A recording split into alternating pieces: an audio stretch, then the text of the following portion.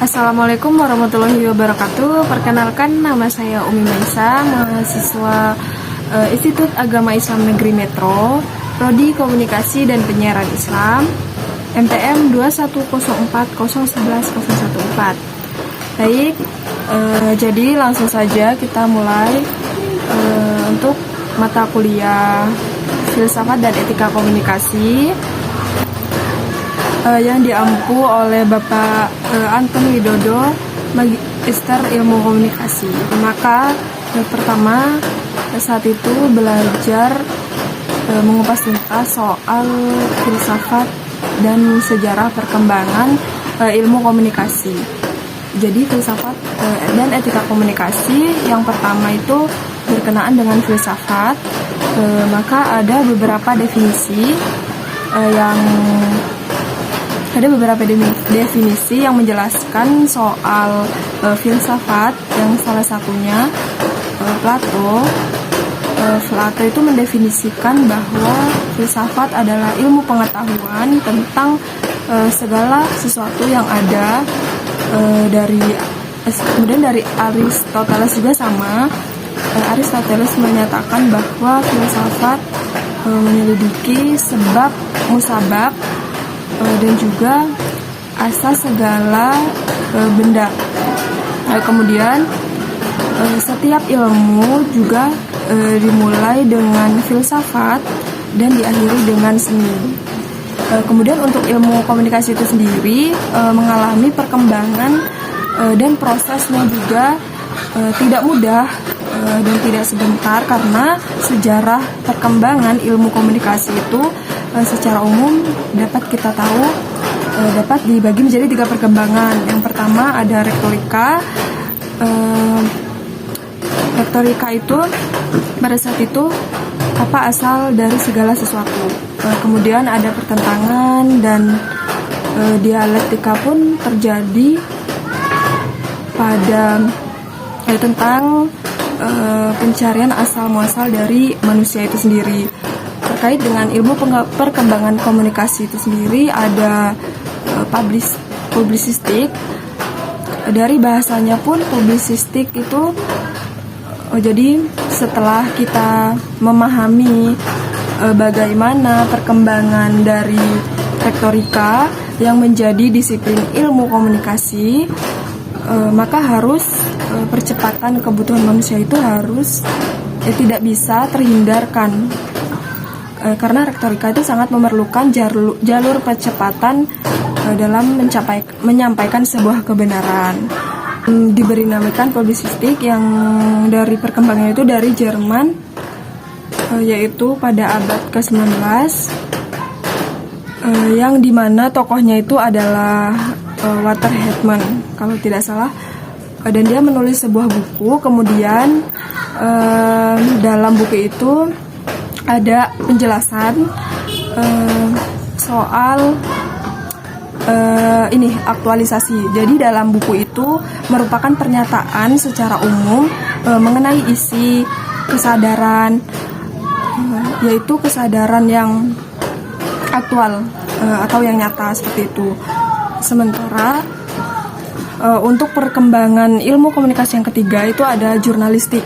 Nah, dari arah jurnalistik ini tersebut berkembang pertama kali di Amerika Serikat antara tahun 1700 sampai 1850-an, yang dimana tokohnya itu adalah Benjamin Franklin kalau tidak salah.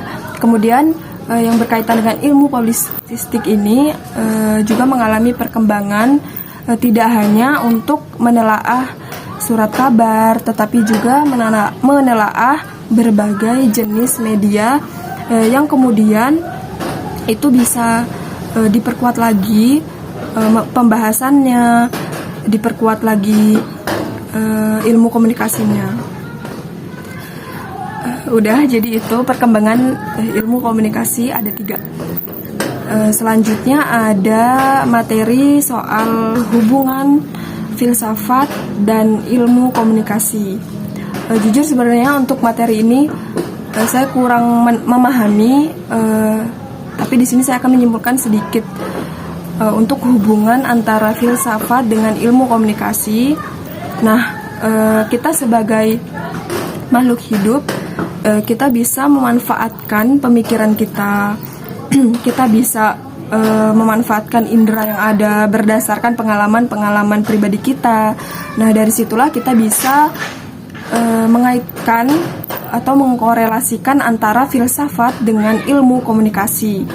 Karena tadi sudah ada perkembangan ilmu komunikasi, misalkan dari jurnalistik, retorika. Nah, dari situ kita sebagai manusia bisa merasakan adanya rasa dari indera penciuman, penglihatan, dan lain sebagainya.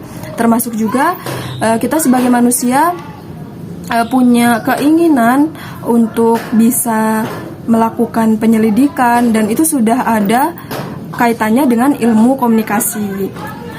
Penyelidikan, kemudian penelitian, dan masih banyak lagi. Lanjut dalam pembahasan filsafat etika komunikasi, itu ada etika. Nah, jadi etika itu berasal dari bahasa Latin, yang mana etika itu bisa diartikan sebagai ilmu yang membicarakan problematika dari perbuatan atau permasalahan tingkah laku manusia yang bisa membedakan antara perbuatan yang baik dan yang buruk, seperti itu. Dengan kewajiban moral dan perilaku, itulah yang dinamakan dengan etika. Kemudian ternyata etika juga mengalami perkembangan dari perkembangan etika perangai. Jadi kebiasaan yang menggambarkan perangai manusia dalam hidup bermasyarakat di daerah tertentu dan waktu tertentu. Salah satu contohnya yang pernah dijelaskan mungkin soal busana atau adat istiadat, dan yang kedua ada etika moral. Padahal kita juga bisa mengartikan bahwa etika dan moral itu tidak jauh berbeda. Itu bisa menjadi perkembangan dari sebuah etika moral tersebut. Etika moral itu berkenaan dengan kebiasaan manusia untuk berperilaku sebagai kodratnya manusia itu sendiri. Misalkan berkaitan dengan kodrat manusia itu sendiri, jika dilanggar maka akan menimbulkan efek yang tidak baik kepada atau tindakan itu dinilai tidak baik kepada orang lain. Nah, itu disebut dengan etika moral. Nah, etika moral itu bisa dilihat dari bagaimana kita bersikap, atau lebih pada sikap kita atau kepribadian kita. Misalkan kita bersifat jujur, disiplin, sopan, santun, kita bisa menghargai orang lain, itu termasuk pada etika moral. Sebenarnya banyak fungsi etika itu sendiri, ada beberapa fungsi dalam kehidupan sosial agar kita bisa menerapkan ajaran moral yang sudah kita dapat, misalkan dari orang tua, dari lingkungan. Itu kita juga bisa dapat pelajaran moral. Kita juga bisa dapat ilmu yang sudah kita miliki, ajaran moral dalam kehidupan sehari-hari. Itu beberapa fungsi etika. Selanjutnya ada materi tentang strukturalisme, dan strukturalisme ini merupakan salah satu aliran yang bersejarah juga, tapi ada beberapa metode yang salah satunya soal introspeksi. Jadi introspeksi observasi itu termasuk salah satu aliran dalam strukturalisme. Untuk strukturalisme itu sendiri memiliki kaitan erat dengan kesadaran, karena observasi itu tadi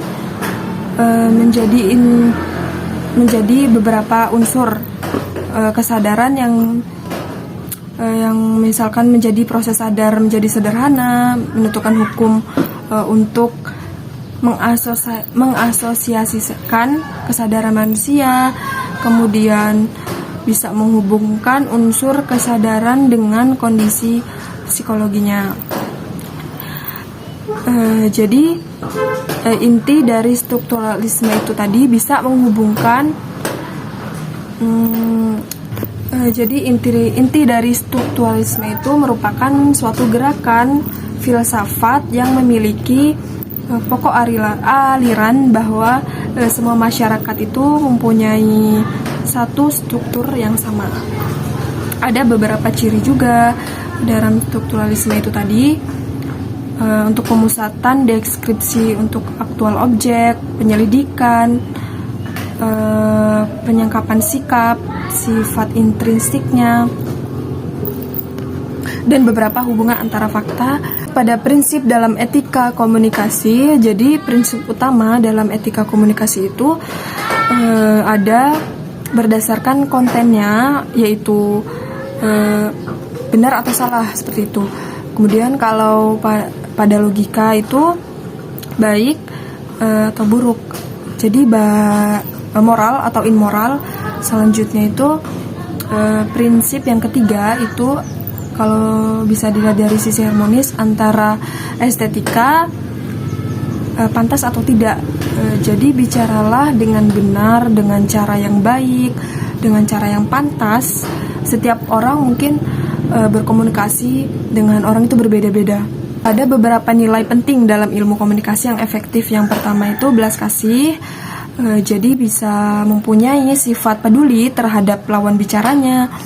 Dan ini yang bisa menjadikan perbedaan besar untuk menciptakan komunikasi yang respect, tingkat kepeduliannya yang lebih, bahkan terkesan komunikasinya lebih produktif, lebih enak untuk dikomunikasi. Jadi ada pertukaran ide untuk komunikasi tersebut. Jadi tidak hanya satu arah dalam berkomunikasi. Jadi ada feedback timbal balik antara komunikasi tersebut. Kemudian yang kedua ada kerendahan hati. Kerendahan hati ini merupakan suatu nilai penting yang sangat mempengaruhi bahasa sehari-hari, kemudian bisa mengurangi jarak budaya dan sosial, bisa menumbuhkan persaudaraan, rasa persahabatan antara anggota tim dengan manajernya. Misalkan selain kebijaksanaan, akuntabilitas itu bisa tercipta juga. Biasanya dalam proses komunikasi timbul miskomunikasi yang refleks yang tiba-tiba terjadi. Nah, ketika itu jangan saling menyalahkan, karena hal ini tidak sangat produktif dan tidak bisa diselesaikan permasalahannya. Ambil tanggung jawabnya gitu ya. Nah, terus melangkah saja, tidak ada miskomunikasi seperti itu. Selanjutnya bisa juga empati. Dan berempati kepada situasi orang lain itu bisa membantu kita untuk mempertahankan komunikasi yang baik dan kualitas yang baik. Nah, mungkin hanya itu yang bisa saya sampaikan. Kurang lebihnya saya mohon maaf. Semoga apa yang saya sampaikan dapat bermanfaat bagi penonton, dan terima kasih. Saya akhiri, wabillahi taufiq wal hidayah. Wassalamualaikum warahmatullahi wabarakatuh.